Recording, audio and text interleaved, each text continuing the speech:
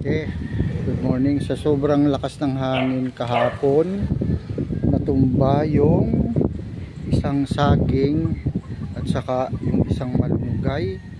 Yan oh. Sayang naman. Isang saging, yung malaki pa naman na saging ang natumba. May posibilidad na sana na ito ay magbunga. Mamaya susubukan ko yung malunggay. Patumba. Patumba yung saging at saka yung malunggay. Ha? Sayang nga, ang laki na, mamumunga na sana. Pero yung bungo siguro pwede pa itanim, no? Itatanim ko ulit yung bungo. Ayan, natumba. Mamaya subukan ko, putulin ko yung saging at itatanim ko yung bungo. Yung sanga ng malunggay, putulin ko at itutusok ko rin ulit mamaya. Medyo mainit na ngayon dito.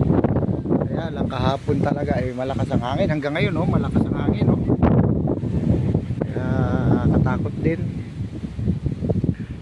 So mamaya balikan ko yan. Putulin ko yan sa akin para humaba. At itong malunggay puputulin ko na rin at